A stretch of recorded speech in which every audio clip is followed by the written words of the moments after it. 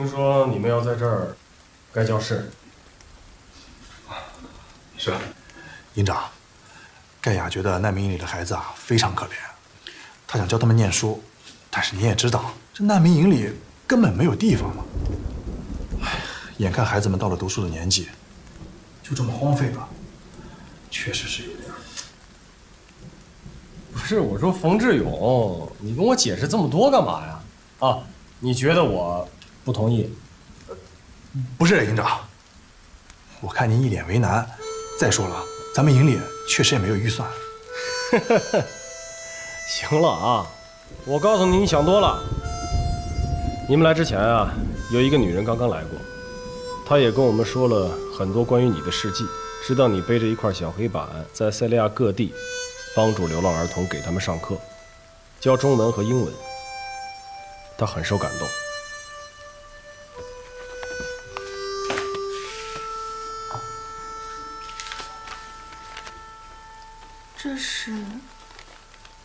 这是那个女人留下来的，让我转交给你。她也想在救助儿童上尽一份力。她究竟是谁？竟然拿出这么多钱来帮助孩子们？不知道。她始终没有留下姓名，而且一直裹着头巾，谁也看不清她长什么样。盖亚，咱们现在有钱建教室了，孩子们受益啊，那个女人一定会欣慰的。在塞利亚，女孩是不允许上学的，但是我们盖的这间教室，不分男女都可以来上课。那必须的，有你当老师，他们肯定都愿意来。哎，不是我说冯志勇啊，怎么一提起这事儿你这么兴奋啊？比在训练场上还干劲十足呢？没有，营长，我就是觉得能帮孩子们盖教室，我这心里啊真是高兴，真的。行，哎，那这事儿就由你来负责。全力的帮助盖亚啊！营里的战士闲暇的时候就可以过来帮忙。记住啊，尽快把这间教室给我盖起来。是，保证完成任务。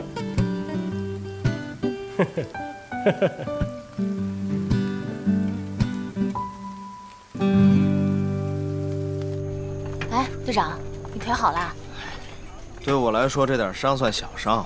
哎，听说你跟老宋在部落里还有点小插曲。人把你给救了，你怎么感谢人家？在一起啊，在一起，在一起，在一起，在一起。亏你还是个队长，一点正经都没有。我不吃了。哎呦，还有情绪了。哎，管管你们家子弹有情绪了。老聂呀，看来我又该给你做思想工作了。哎呵，像一家人啊，你也有情绪了，就你能装，步兵营就你能装。来点番茄炒蛋。哎，那个给我来2鸡腿，子楠不吃了。哎，对，哎，老毕，哎，帮我拿双筷子。还有我。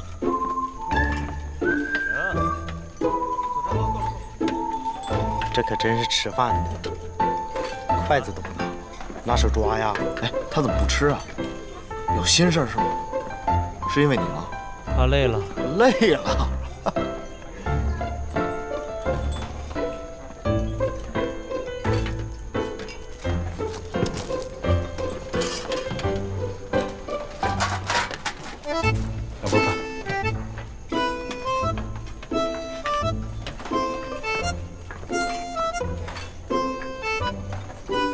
谢谢。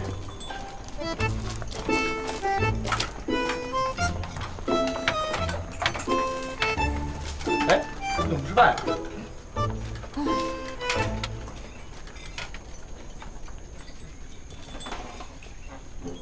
我说今天大家怎么都这么安静？身边有姑娘，肯定安静啊。聂风，别乱开玩笑啊！同志们，我给大家正式的介绍一下，这位姑娘，她的名字叫盖亚，是我们特战队在运粮路上遇到的中国姑娘。她一直身体力行的在为塞利亚的人民做人道主义援助，她经常身上背一块小黑板，教那些塞利亚的流浪儿童们中文，还有英文。来，大家伙呱唧呱唧。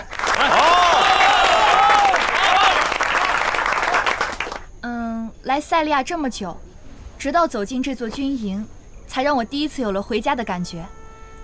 我在路上遇到了很多流浪儿童，我跟他们说，一定会找到地方，给他们所有人一个家。而今天，在这片营区里，我们最可爱的中国军人，不仅给了他们一个家，也给了我一个家。谢谢你们。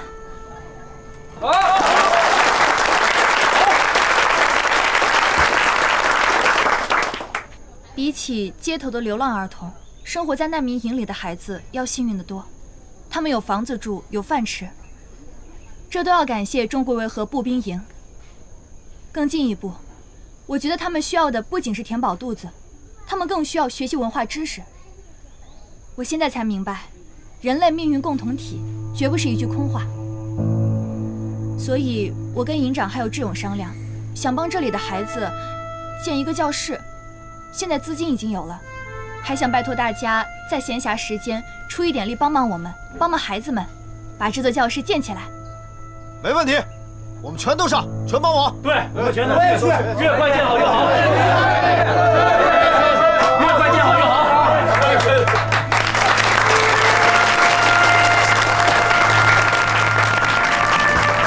好了，大家继续吃饭，多吃点啊，给他加2个鸡腿。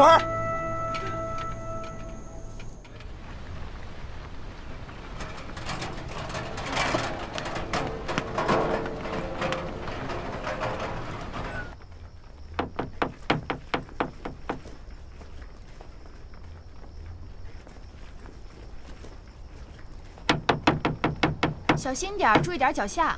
放心吧，我们都是上过战场的人，这点活不算什么。哟，志勇，我说你不去跟我扛木头呢，有更重要的事要做是吧？这钉木板是技术活，我在这儿更合适。技术活？这除了钉木板，在这就没有其他别的原因？没有。哟，有情绪啊！哎，志勇，志勇，等会儿。辛苦你们了。啊，不辛苦。志勇，哎，你干嘛去？大家跟你开玩笑呢。不是因为你们，那因为什么？因为我自己，我生自己气，最近不知道为什么，总是犹犹豫豫的，烦。总犹豫什么呀？我看出来了，你那个心思啊，有小心思。我也能觉得出来，他肯定也是挺喜欢你的。但是你们俩中间呢，就有那么一层窗户纸，捅破了就好了。队长，我该怎么办？你现在回去，跟大伙儿一起给盖亚修教室，让他完成心愿，给塞利亚的孩子在教室里上好课。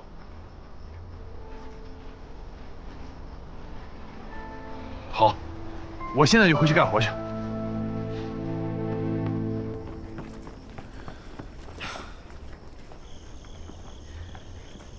你没事吧？没事儿，就是刚才有点累了。队长给我捏了捏，现在好多了。我刚才还在担心，盖教室可能给你们增加负担了。你可千万别这么想啊，能有什么负担呀？主要孩子们能上学就行。那我先去忙了。好。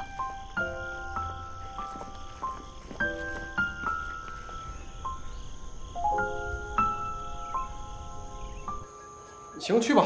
你和宪军带辆车把他们接过来啊。是。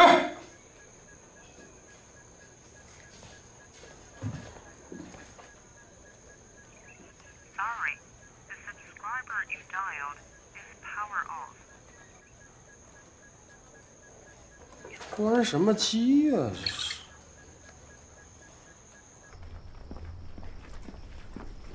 吃饭了，大家快来吃饭。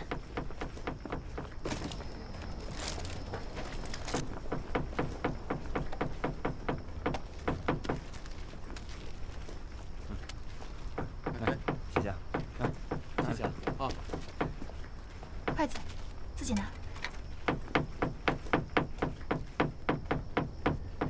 志勇，吃饭了。哎。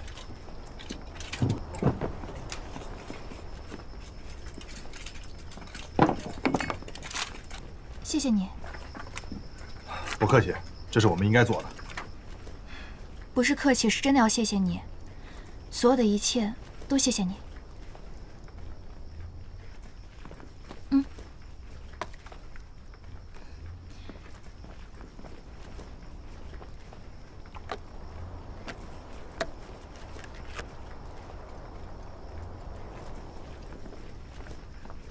喝水。好，谢谢。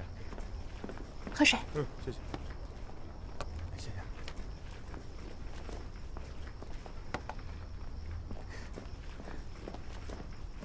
给。谢谢。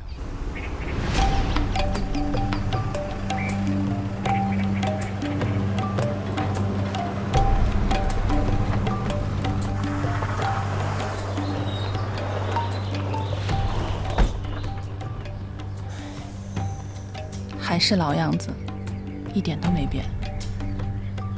哎，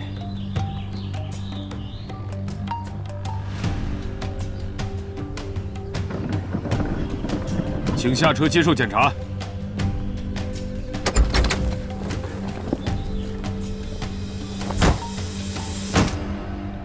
我们是中国维和步兵营的。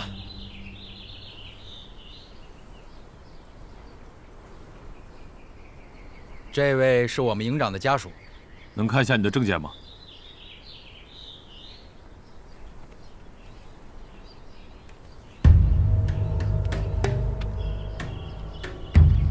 你的护照。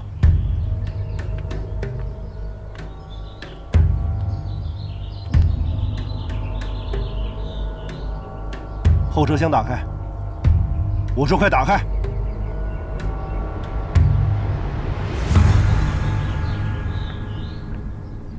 快打开它！包里有什么？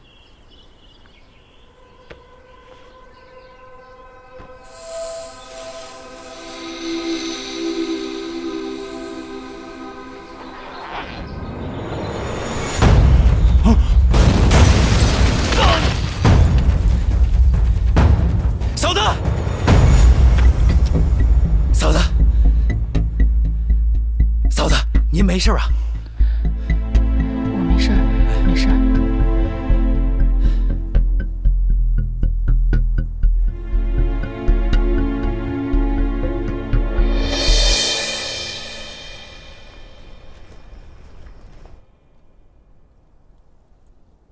医生，他没事吧？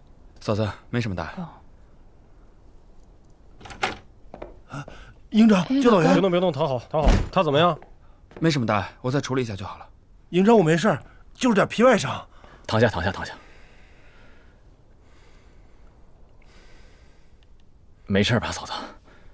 我没事儿，没事儿。真是万幸。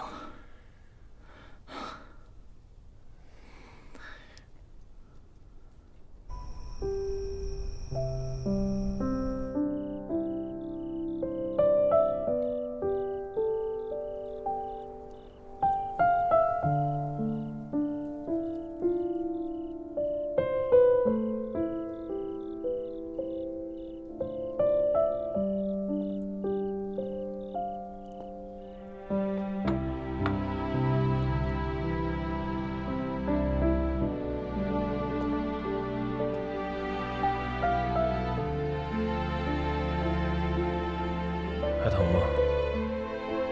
没事儿，就小伤。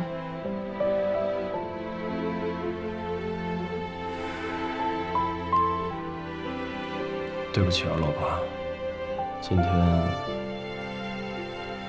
我太冲动了。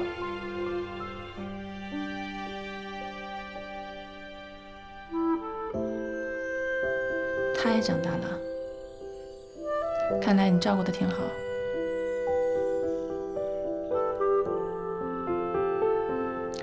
我知道，我不该瞒着你来塞利亚，可是我一接到任务，我当时也不知道怎么了，我心里特别的想你。我知道。我是一名军人，我知道纪律。可是，我也是妻子，我不想每次你执行完任务回来，我又出去了。我们这样永远都见不着面。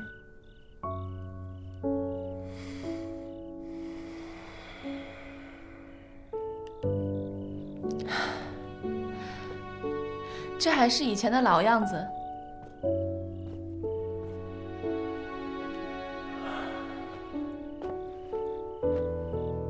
对啊，我什么也都没动过。哦，除了他，没事过来给他浇浇水。你看你在这儿住了这么多年，我老觉得这个屋有我老婆的味道。嘿嘿嘿，所以我没事的时候，我就要来待一会儿，就觉得特别踏实，就能想象你就在我身边。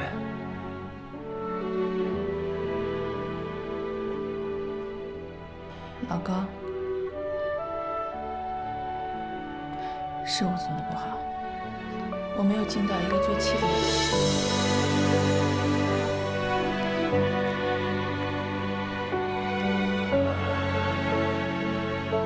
我也不是一个好丈夫。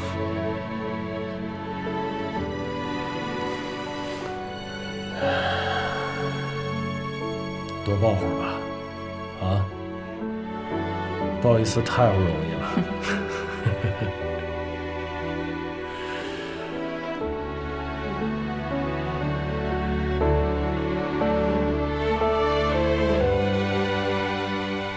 想你啊。我也想你。还有儿子。想儿子了吧？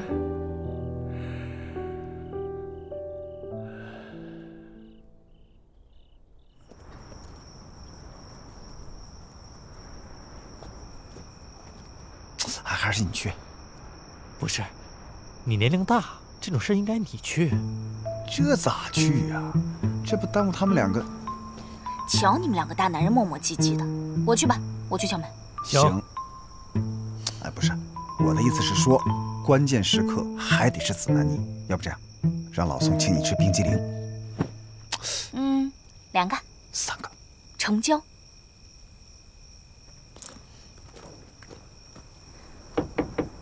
嫂子，你在吗？请进。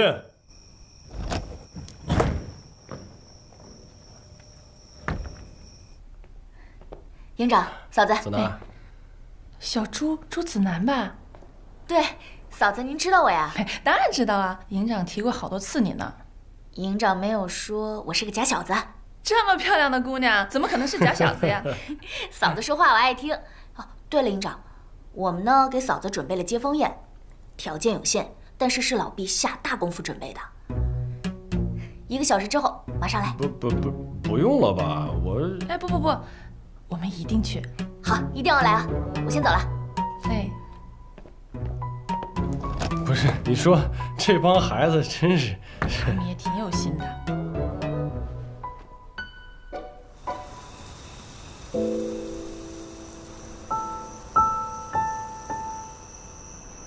哎，鱼来喽！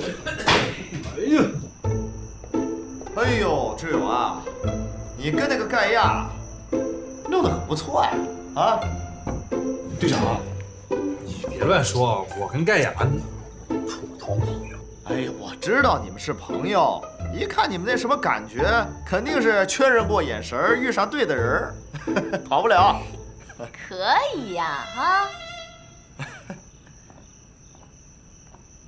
好家伙，这么丰盛啊！啊，哎，营里还有这个硬菜呢！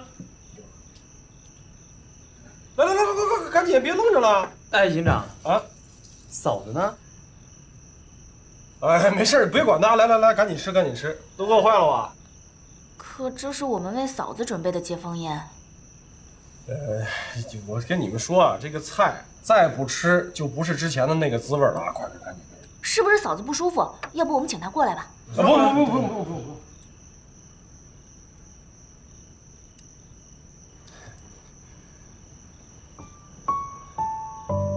你嫂子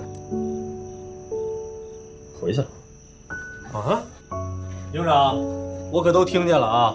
你别拿大家开玩笑，嫂子这回来可是有军事频道的采访任务，怎么可能说走就走了呀？营长，不会是你把嫂子赶走了吧？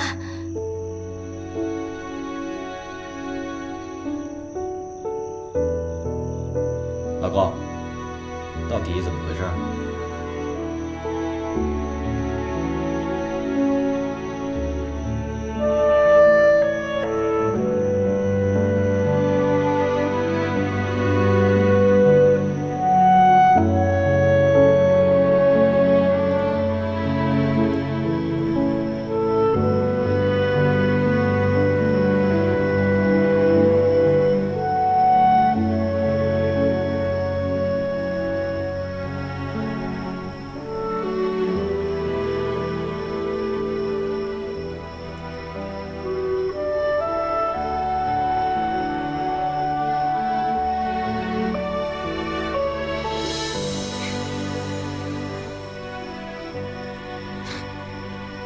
啥意思啊？你说你们俩满打满算待在一起还不到1天，还不如这牛郎织女呢。唉，习惯了。哎，我们有互相思念的方式啊，你不懂。我媳妇知道，我知道，够了，足以了。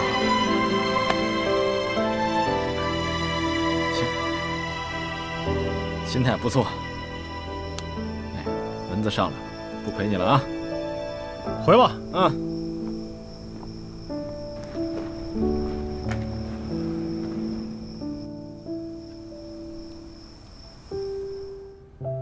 老高，这是我们分别守护在塞利亚的第5个年头。每次都是我离开了，你就来了；你来了，我又走了。听老胡说，你平时都舍不得在宿舍住，老是在指挥室搭2把椅子将就。老高，你知不知道，一想到你搭椅子睡觉的样子，我的心就跟针扎一样。听我的，别再这样了，一定要好好休息。你的心意我都明白，可只有你好了，我才能好。为了我，你必须得好好照顾自己。我经常会因为这些小事想你，非常想，抑制不住的想。我会忍不住流泪，忍不住想要立刻见到你。我这么说，不是想让你马上回来陪我。我明白，我们都有更重要的事情去做。我想你，就像生命里的小夜曲。可我知道，我们的小夜曲需要融入到一首更宏大的交响乐里。不过，我还是有一丝期盼，期盼能多见到你，期盼跟你一起像平常夫妻那样生活，期盼你会像我想念你一样的想念我。咱们从国内出发之前是怎么说的？出来几百号的兄弟，要一个不落的全都带回去。我希望各位和所属人员能够提起100倍的精神来应对。我们现在不光只是中国维和步兵营，而是代表了联合国维和部队和中国人民解放军双重的身份。这不仅仅是一支战斗队，更是一支救火队。你既然受领了这个任务，就要给我当好这个救火队的队长。上级首长让我告诉大家，要时刻牢记，必须要时刻牢记，不管面前的炮火有多么凶猛，都要始终相信，祖国是咱们最坚强的后盾。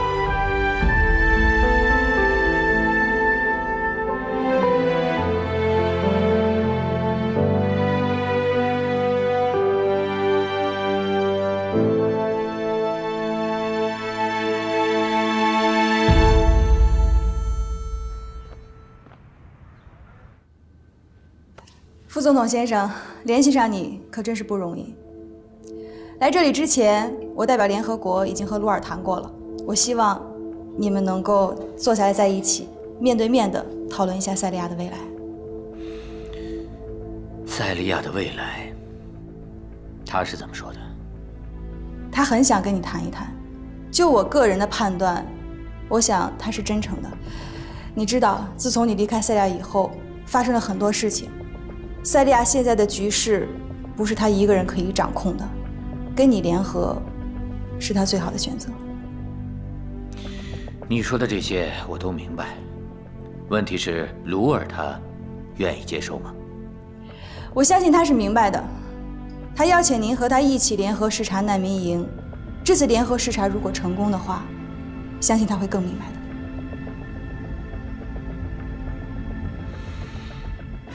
怎么了，副总统先生？欧阳女士，我知道你了解鲁尔，但是你了解我吗？你的意思是？你知道，前段时间我的家就因为一些变故支离破碎了。我们现在在这儿聊的这些有什么意义呢？副总统先生，你的家人现在就在丹城，我们一直掌握着纳达尔女士的行踪。我的夫人，她在丹城？是的，一直都在。那为什么她不联系我呢？我还以为，看来她是对我现在的这个样子感到太失望了，所以她才会不联系我的。副总统先生，请你换个角度想一想，如果纳达尔女士现在就在你的身边，她会是什么态度？她会不会支持你返回丹城？我觉得她会的。既然你这么了解她，那就更不应该让她失望。中国有句老话叫“破镜重圆”，请相信我，我会尽力帮你们。欧阳女士，我能看出来您是个非常聪明的人，跟您谈话很开心。我希望以后我们也能和睦相处。谢谢，副总统先生，我会安排好一切，在丹城等你。欧阳女士，我非常喜欢你们中国那句话“破镜重圆”，这对我来说是一件非常美好的事情。我会期待着这一天早日到来。让我们预祝这次联合视察圆满成功。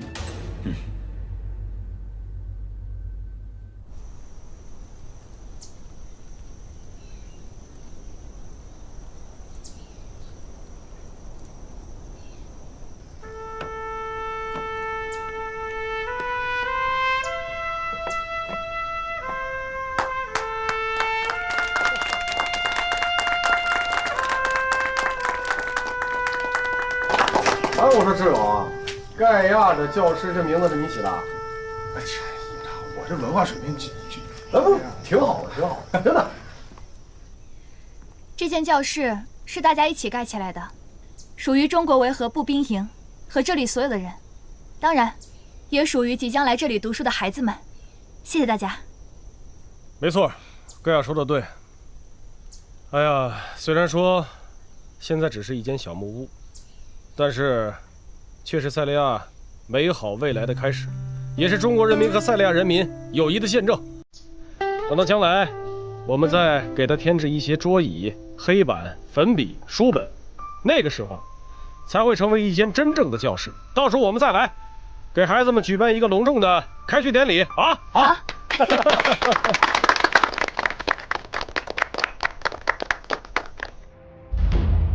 总统先生，联合视察全程都在难民营举行，那可是马努特的地盘，我们是不是答应得太草率了呢？根据我对他们的了解，那里人员复杂，目前有很多马努特的旧部，我们很难确保不会出现意外。是的，联合视察的最后还要在学校开学典礼逗留那么久，总统先生，这样就增加了安保的难度。你们先下去吧。好的，让我想一想。好的。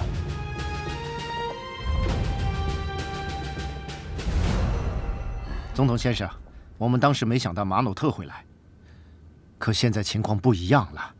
他居然答应了，现在变得很被动。联合视察的事，我们还是放弃吧。现在国际社会都在关注我和马努特，所以现在我根本顾不了那么多了。总统先生，您的意思是您要去？先不要发布消息，我们等一等，等马努特回来再说。好的，总统先生。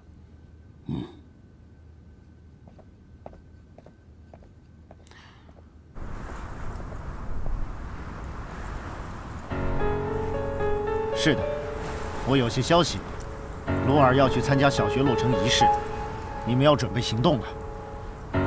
我知道了。好的。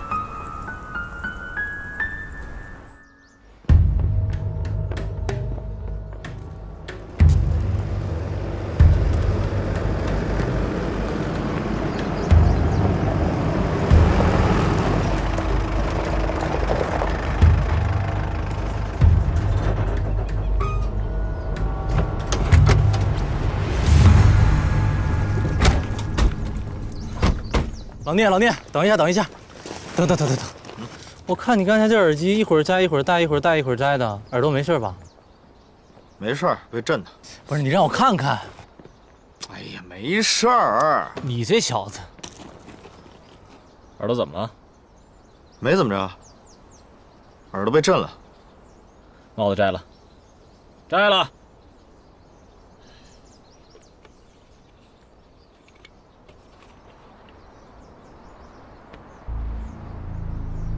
疼不疼？去医院，赶紧的。我说没事儿，去医院。别想，到，带他去医院。是。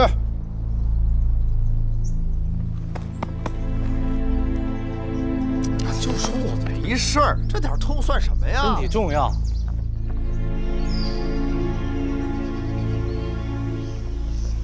准备的怎么样了？开始行动吧。你们两个去那边。做你们该做的。是老板，这次我来搞定。我相信你。好的，没问题。童医生，不用看那么仔细，你开点药就得了。想的倒挺美的，你这一时半会儿是走不了了。啊？我之前就跟你说过，你这耳朵有中耳炎，是不符合咱们参加维和的标准的。现在里面发炎化脓了，只能给你打点滴了。啊？不是，那得打多久啊？3个小时左右吧。这么久？而且还得连续打3天。那不行，明天部队里还有任务呢。你要是不想回国之前变成失聪人士的话，最好老老实实打点滴。如果你不配合治疗的话呢，那我只能向你们高营长打报告了。行，听你的。真是服了你了。来，拿药去吧。谢谢你啊，童医生。哼。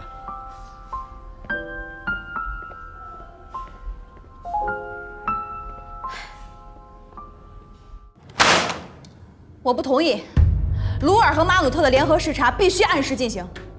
可现在的情况和昨天不一样。你们的职责就是要做好联合视察的维和安保工作。难道在今天之前，你们部署安保工作的时候就没有考虑过恐怖袭击的事情吗？明明已经考虑过了，为什么要更改？欧阳女士，你说的这些都没有错，我们当然不愿意更改，但是我们要顾全大局，我们要考虑到他们的生命安全。我不是在拿他们的生命开玩笑。我们恰恰是在给他们、给这个国家带来希望。马努特离开了这么久，我们做了那么多的工作，才说服他回国。他和鲁尔在联合视察难民营，这个事情的象征意义我们都清楚，不能因为一次可能的恐袭就停止。再进一步，这次联合视察结束以后，我就会想办法促使他们双方进行和谈。一旦停战协议达成，将来的塞维亚就会实现和平。您说的这些我赞同，欧阳女士。他们正在面临危险，我们应该告诉他们，这这场视察很隆重，我们根本控制不了所有参加的人。这件事真的十分困难。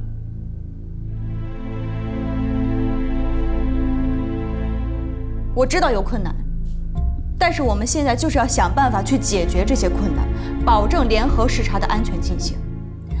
联赛团警察、维和步兵，再加上鲁尔的政府军，这么多人，就算我们把难民营的外围围成一堵人墙，也必须要解决。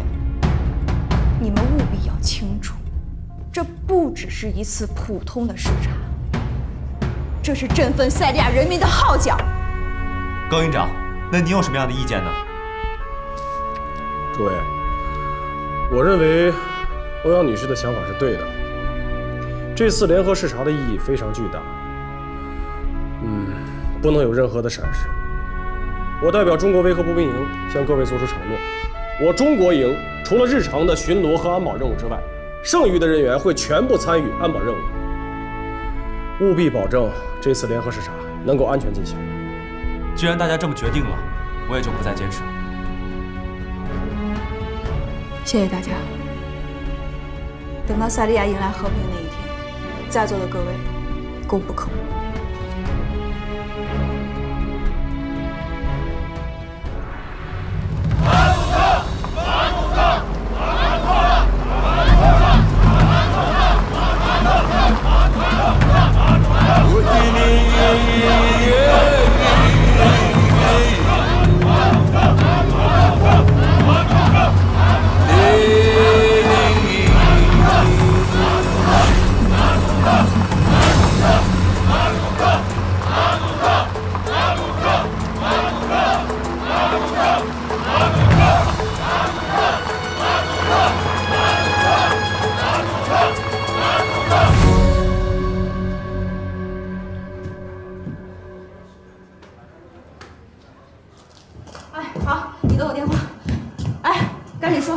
你可来了，快！哎，我不做了，我还有事儿呢。说不清楚，快！做碗担担面去。做面，你等我做面去。别弄咸了啊！哎，电话里说不清楚，所以把你叫回来，是这么回事啊。啊。辣子 chicken。kwa mashujaa wote waliokufa。国哥，门口来俩人，行动挺可疑的。什么可疑的？就刚才他说了一句“叨咕叨咕”，你等我们查一下，什么乱七八糟的？我查一下。为了即将死去的同胞，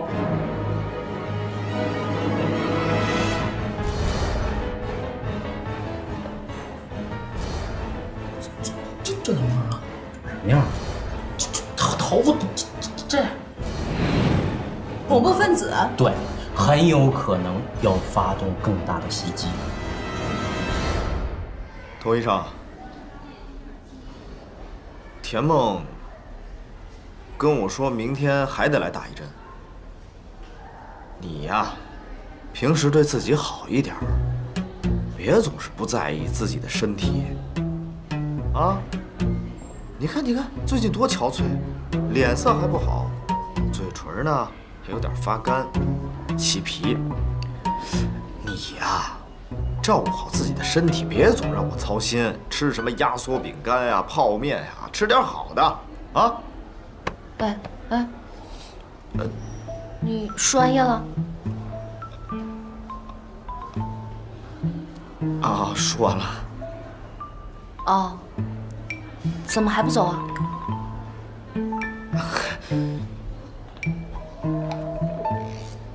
我过来跟你打个招呼，我就走。那再见。哎，再见。哎，明天还得来啊，别忘了。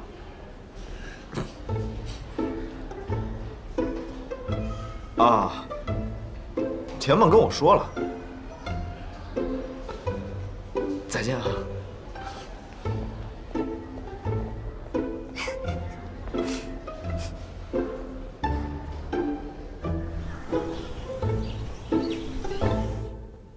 脸色不好吗？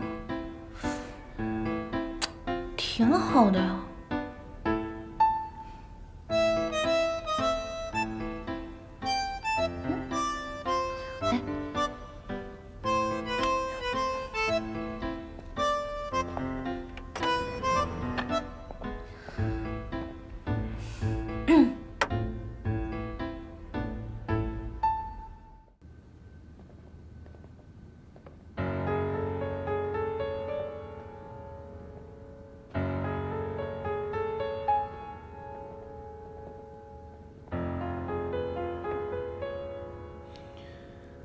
屋子里面居然有这么多灰尘，看来我真的是离开的时间太久了。你找到纳达尔了吗？夫人一早就离开了丹城，这些日子她都在帮助丹城的人民，就像班达小姐一样。卢尔呢？现在还没有卢尔的消息。他这个人比较封闭，我们的人说他告诉他的手下不许和我们有任何的冲突。哼，装模作样。我们最新的消息就是丹城又封锁了，全城戒严。我想他是想把我困在这里。我们现在做什么？什么都不需要做，我还没有计划要在短时间内离开这里。明年就是大选的时间了，我们需要联合的力量还有很多，到时候我们需要所有人帮助我们，大大哥措手不及。我明白了。好，去做吧。总统先生，我们已经发布消息，全城封锁了。这一次，谁都别想逃出去。这就是我想要的，只要能把他困在这儿，一切都好说。我觉得马努特他暂时应该不会离开的。为什么？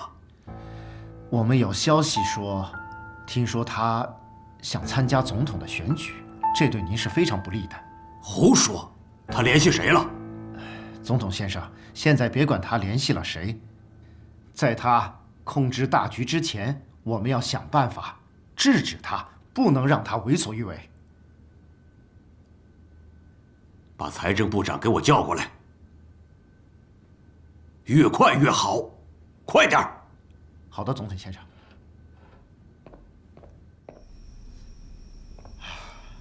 这一道红，一道黄，还有一个是一圈白，他们还挺非主流，是不是？哎，我跟你们说啊，营长已经部署了，所以明天啊，我们要格外注意这种发型的人。我就打个点滴，怎么发生这么多事儿啊？这样，我跟你们一起去。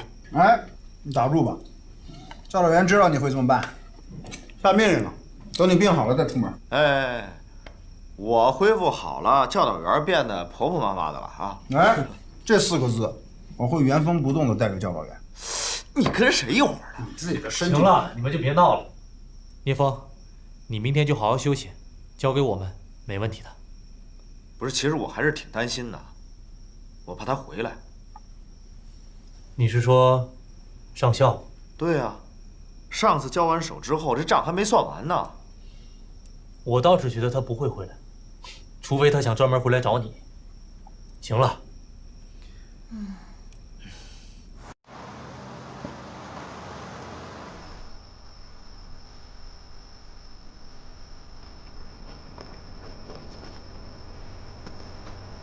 塞利亚晚上的星空真美啊！是啊，来到塞利亚这么久，还没发现这里的夜晚还真挺漂亮的。哎，你看，天上划过一道流星。你不会许愿了吧？那你猜，我许的什么愿望？不想猜。我看就猜不到吧。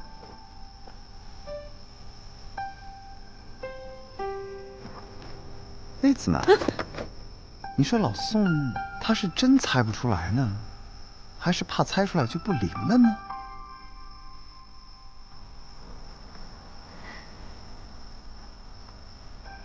哎，副队，你可真牛啊！我也这么想的。那当然，你副队我是过来人了。不对呀，你干嘛偷听我们说话？我闲的我偷听你们说话。今天晚上我查哨，你赶紧回你的宿舍看你的天花板去。哦。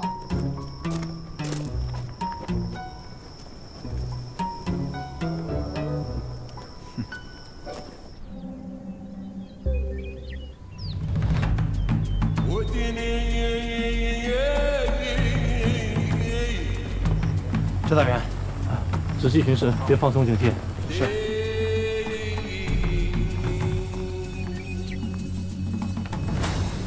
老边，在你的不远处，有个穿黄色短裤、条纹 T 恤的人。他兜里好像藏了什么东西。好的，我去看一下。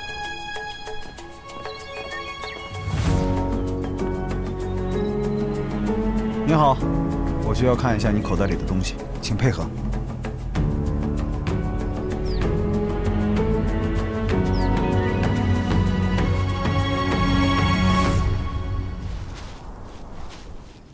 谢谢，谢谢配合。你可以走了。没问题，口袋里只是个馒头。收到。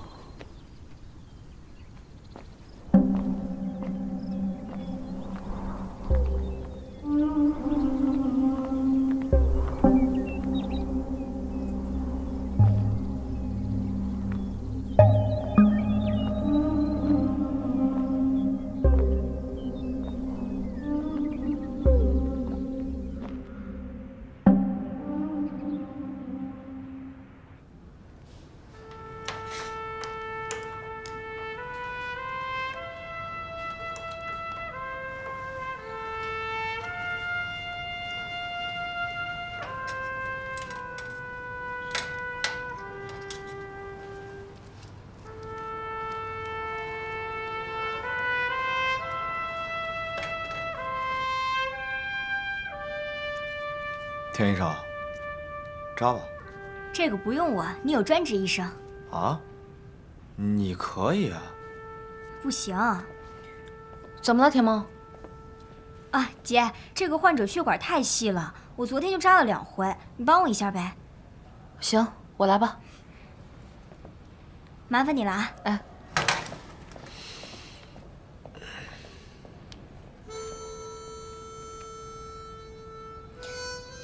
扎了啊。扎吧。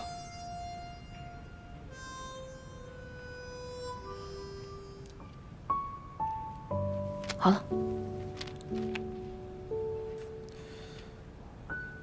今天这脸色看起来还不错啊。啊？你平时多吃点好的，别总吃压缩饼干。行了。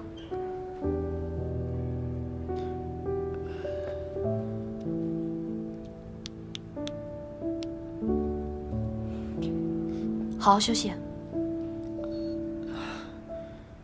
谢谢你啊，童医生。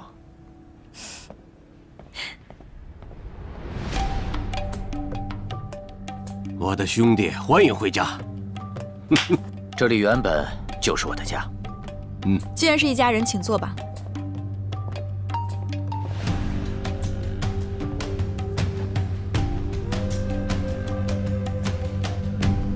我早就跟你说过，丹城和塞利亚会越来越好的，所以你干嘛要去那么远的地方呢？谢谢你的关心。塞利亚对我很重要，我怕我在这里如果待得太久，有些人会不开心。你说话真有意思。我听说丹城的几座学校都被毁了，孩子们都在露天上课，很不方便。这一次是难民营第一次修建了学校，所以联合视察的意义非常重大。我觉得我们还是要警惕。我记得前段时间，就算是有中国的维和部队和联赛团，也没能有效地阻止难民营被我们的总统先生去围攻。可是难民营里到处都是副总统的亲信，里面到底藏了多少能毁灭丹城的武器？这个问题，恐怕只有副总统最了解。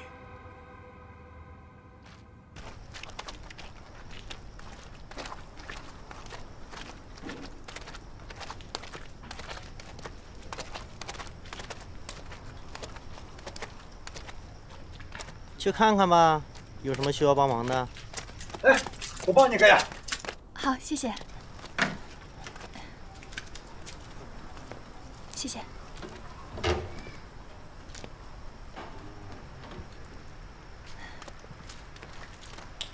谢谢，请你帮忙的事情准备好了吗？放心，都已经准备好了。好，那你先忙。好，再见。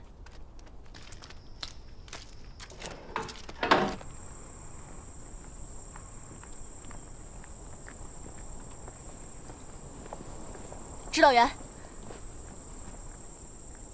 我早上吃饭的时候没看见你，特意给你留了2个鸡蛋。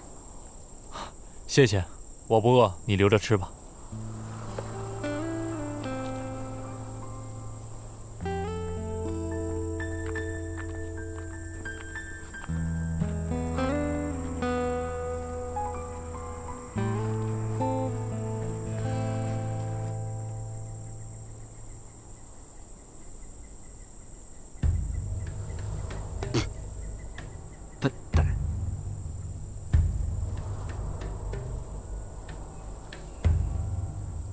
你说什么？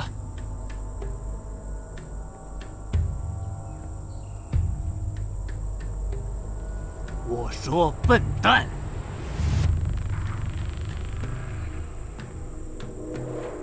你敢再说一遍？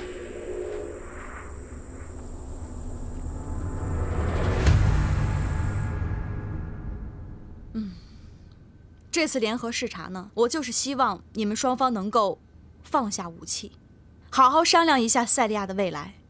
联合国已经批准，只要塞利亚停止战争，我们将在第一时间启动重建塞利亚的工作。我想在此声明，这次副总统回来，我们是要真正进行和谈的。我希望如此。到了明年，就会是塞利亚的大选。我希望可以在联合国的监督下举行选举。如果卢尔总统还是当选的话，我会义无反顾地支持他。太好了，希望2位能够恪守承诺，3天以后在联赛团总部召开第1次会谈。总统先生、副总统先生，你们觉得怎么样？我同意。我接受。好，1个小时以后典礼就要开始了，那我们是否应该举杯庆祝一下？干杯！干杯！我说，笨蛋！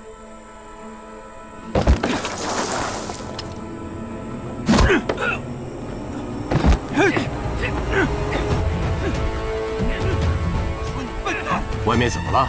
再说一遍！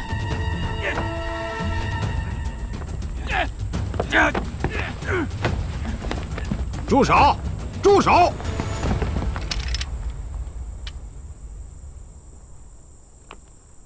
出什么事了？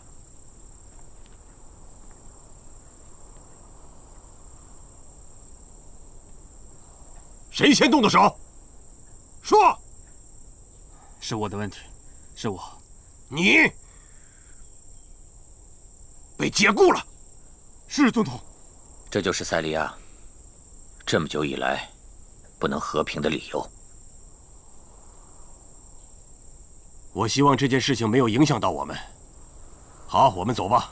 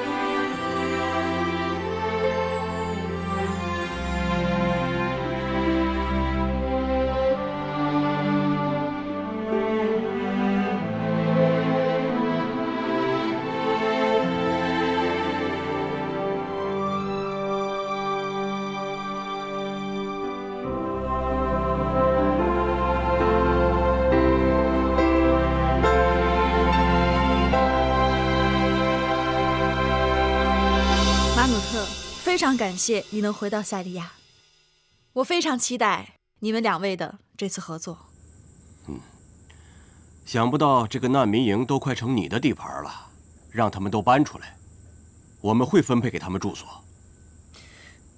他们在难民营已经待习惯了，这件事你让我来处理就好了。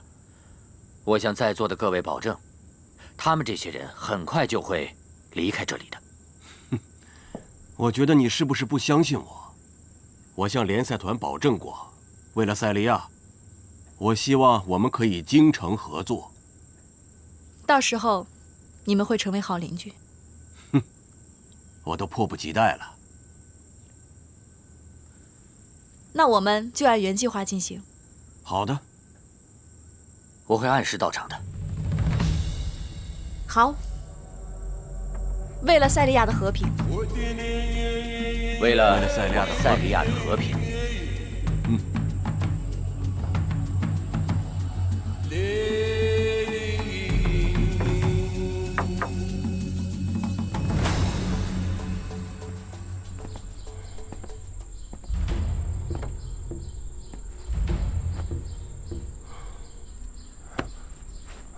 时间到了，你该开始干活了，明白了吗？明白。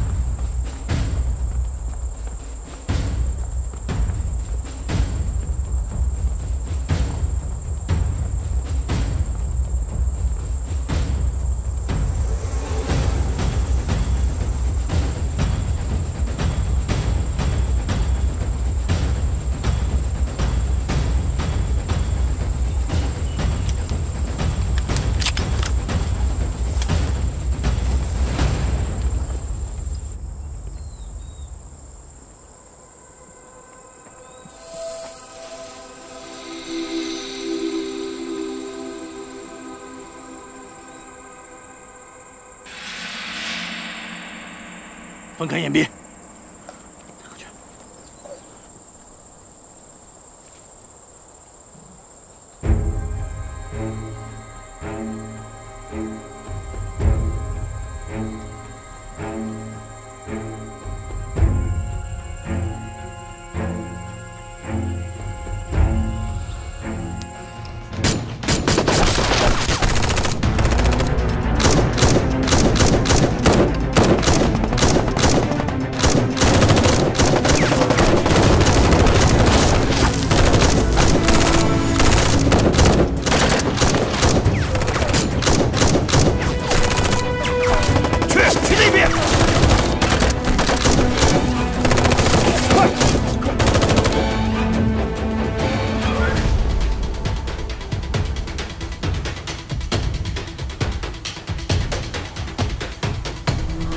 别再追了，里面太危险。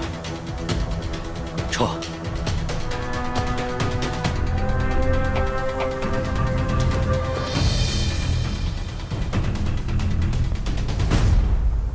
子南，营长，怎么样？什么情况？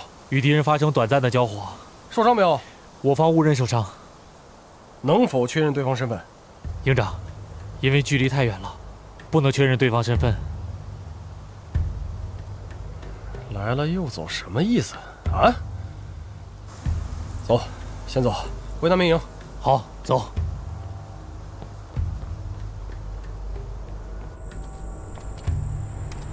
报告，都检查过了，什么都没有。营长，里里外外都搜过了，没有炸弹。政府军有消息吗？我问过了，他们现在正在追查那些开枪的人，不过肯定还是不了了之。不了了之？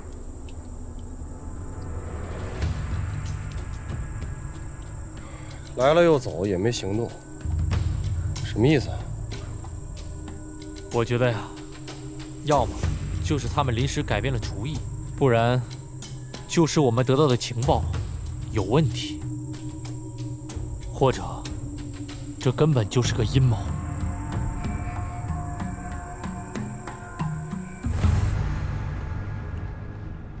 还是童医生技术好，一下就找到血管。你不也找着了吗？那能一样吗？是吧，聂队长？你别胡乱说啊，小田儿，就你人小鬼大。来，摁着点儿。嗯。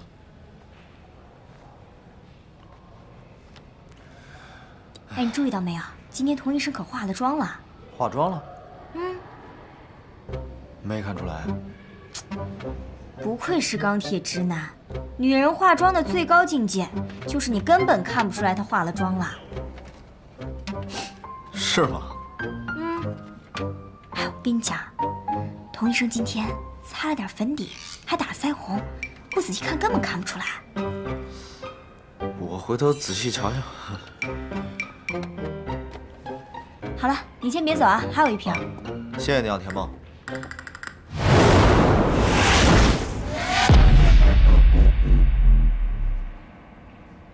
我们要格外注意这种发型的人。一圈白色。哎，你说完了？没呢，我还有点事儿，等我一下啊。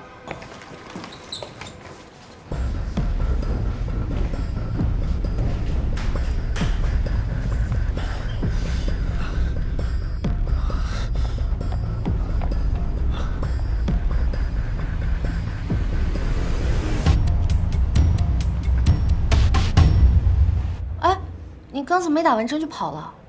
我刚刚看见一个人，跟老宋描述的恐怖分子很像，我就追过去了。恐怖分子？对。确定吗？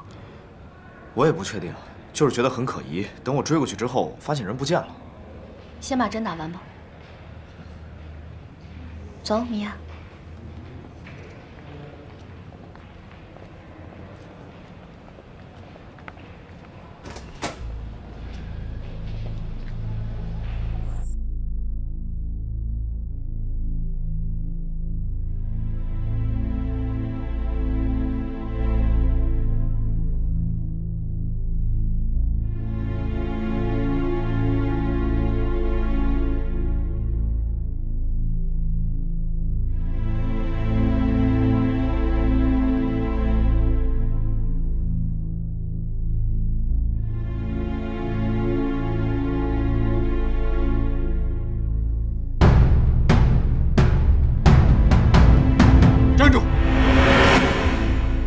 这里是禁区，停下！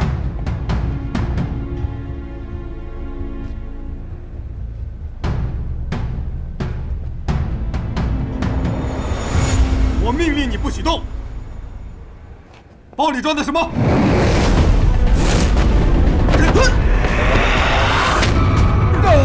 把它给我！放开！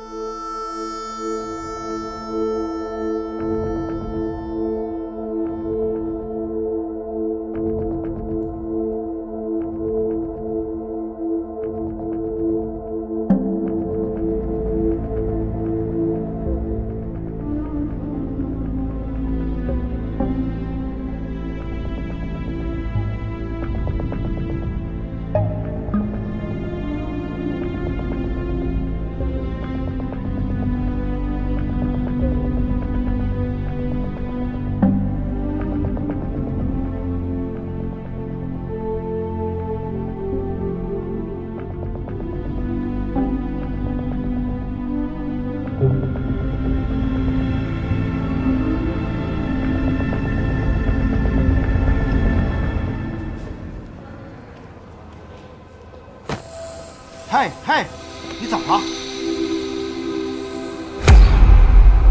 没事。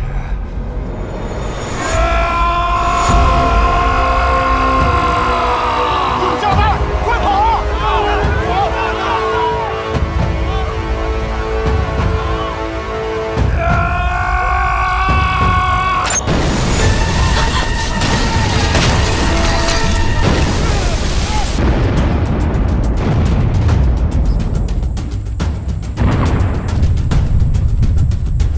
好像是医院方向，老聂还在那儿呢。坏了，冲医院来的所有人都撤！快上车！好。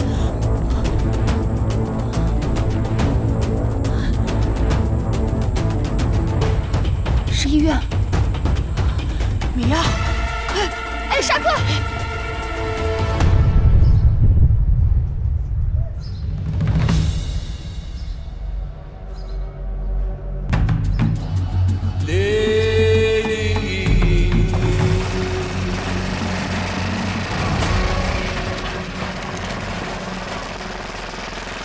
哎，等一下，你是去医院吗？我是不会去那个地方的。我知道，你可以把我带过去吗？把我放下就行。不，我不去的。等一下，我不去。求你了。可恶，看来我得换个方法过去了。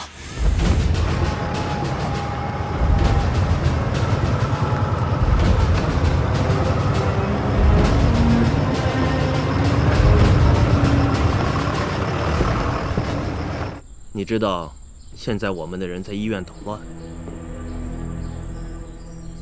但是还有很多人不知道，恐惧才刚刚开始。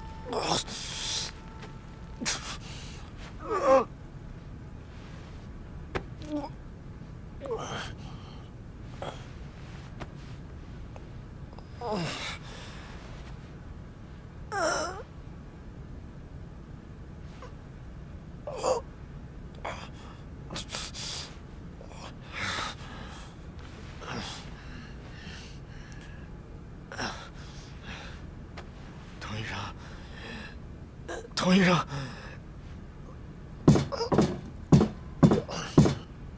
童医生，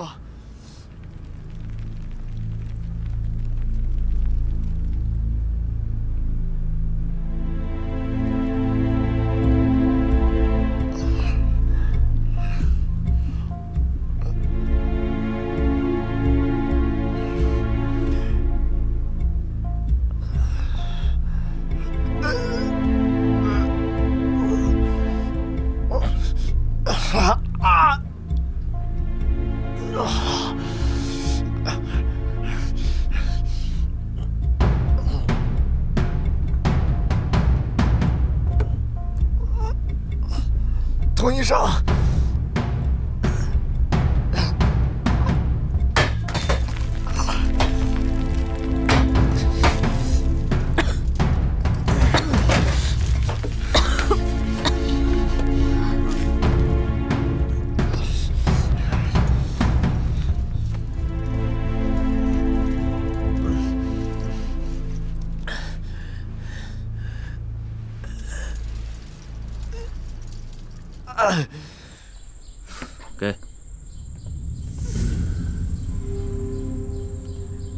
给你。所以，我们要用它做什么呢？想知道吗？我要你找一条河，然后在那儿驻扎。之后呢，把毒药倒进河里，然后把它藏好。明白了吗？你的意思是让我用它去污染水，对吗？完全正确。现在疟疾已经一点一点地侵蚀了丹城。当这种毒药在水中溶解后，喝过这种水的人，他的初步症状和疟疾非常相似。等一下，你要知道这件事情根本隐瞒不住的。是的，可是丹城唯一的一套检测设备就在医院，但是它消失了。砰！哦，袭击难民营只不过是诱饵，摧毁检测设备才是你炸医院的真实目的。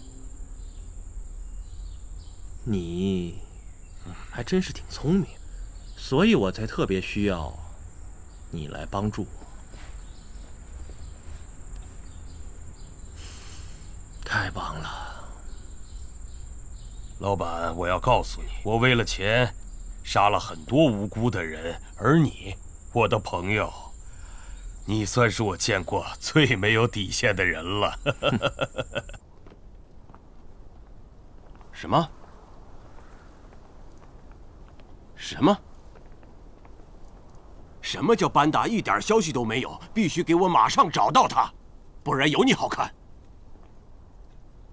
现在把车开过来，马上，我们马上去医院。我女儿班达有危险了。好的，总统先生。你说什么？你确定纳达尔没在那儿吗？没事。你现在给我赶紧去找他。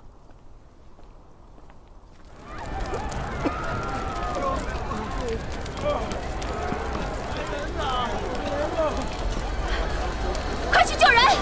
快去救人！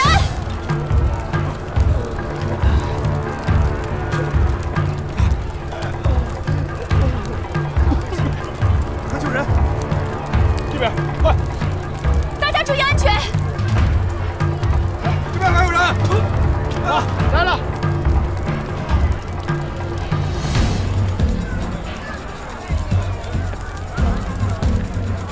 这里需要担架，快！好，来了！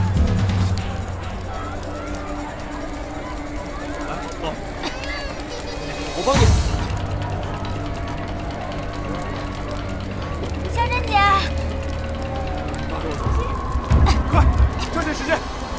来，你帮我一把，这边。小珍姐。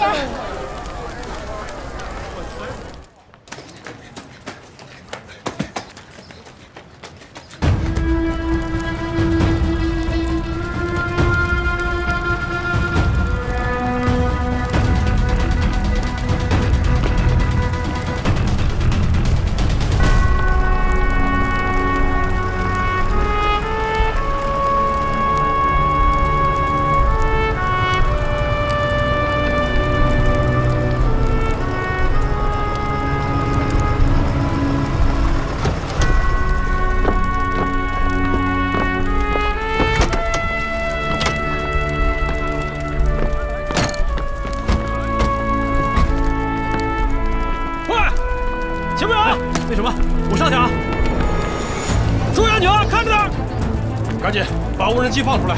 必须给我把医院的所有重点区域火势火情全部不清楚，明白吗？是，注意安全啊！去吧。3连，1班、2班从正门负责搜救，4班负责灭火，快！啊！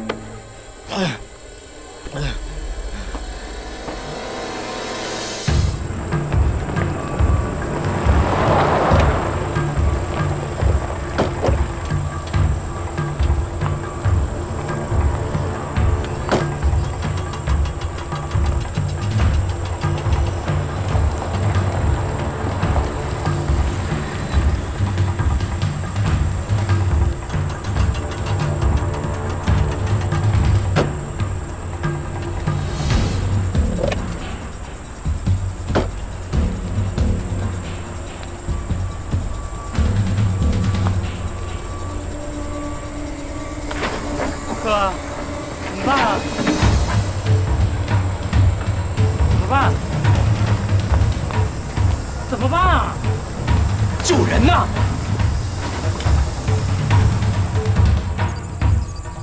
这里是大门口，显然已经遭受了重大的炸弹袭击。这里是急诊部和住院部，童医生、队长还有大部分伤员应该就被埋在这里。班达在哪儿？班达的位置在西侧，成像显示这里没有完全坍塌。朱子楠，收到。这样啊，现在班达的位置已经确认了，就在废墟的西侧，你赶紧组织人，必须把他给我带出来，明白没有？明白。营长，那我先去参加救援工作，注意安全啊！是，王女士。哎，高院长，情况怎么样了？现在张院长那边给我反馈过来的消息是，至少还有上百人在废墟里边。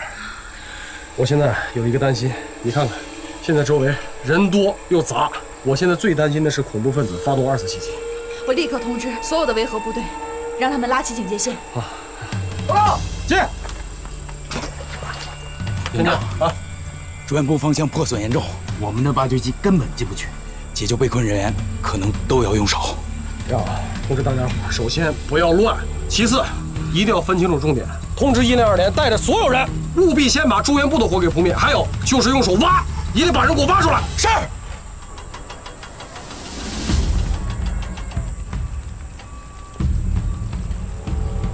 仔细啊！好，别害怕啊！张院长，交给我。快送去临时医院安置病人。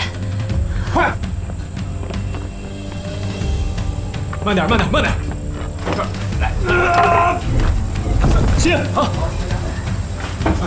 老毕，慢点啊！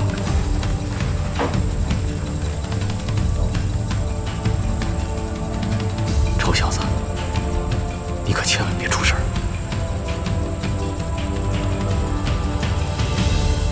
快来人！医生！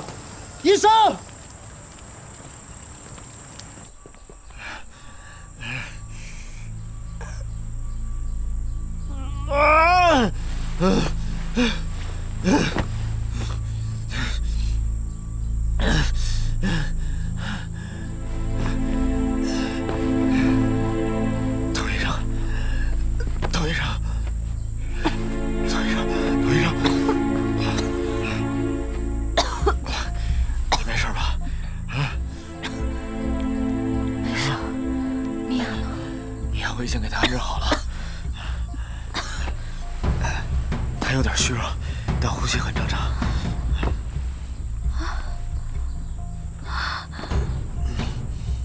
还好，呼吸还算正常。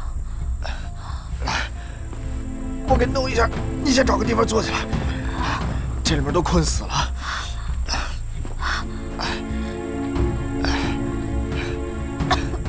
你先在这儿坐会儿。营长和教导员他们，估计他们很快就来救咱们了。缓一缓啊，我再想想办法。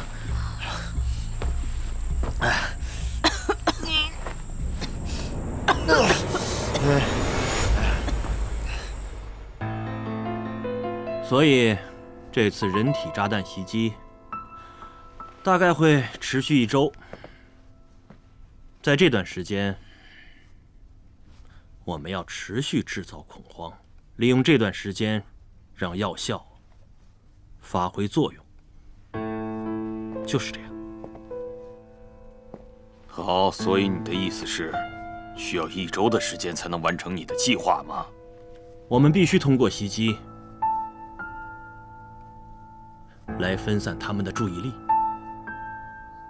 通过这种方式，才能达到通过水源毁灭整个城市，就连卢尔也逃不掉。只要卢尔一死，我们就扶植阿明；如果他没有死，他还活着的话，我们就采取另一个计划，让阿明煽动媒体来谴责他。你明白了吗？好的，所以，你想让阿明挑头，然后你控制大局，完全正确。接下来我的计划是，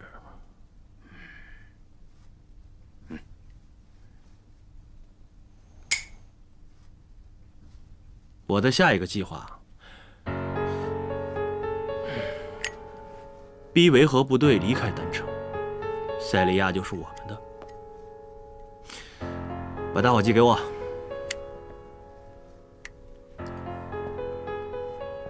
在这之后，我们就无所不能了。